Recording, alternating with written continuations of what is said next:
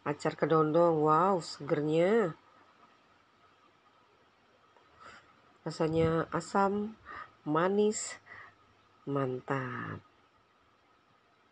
Kuahnya tuh ya. Nih, kedondongnya diiris tipis dengan kuah gulanya yang segar seperti ini. Kalau di Palembang ya, acar kedondong ini untuk pelengkap makan nasi minyak ya.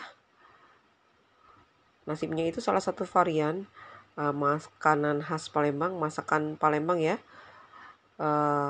Ada nasi minyak, ada ayam kecap, ada daging malbi, pentul ikan, sambal nanas, dan ini yang seger-seger, acar kedondong. Tuh. Asam manis kecut-kecut ya. Memang lemak nih.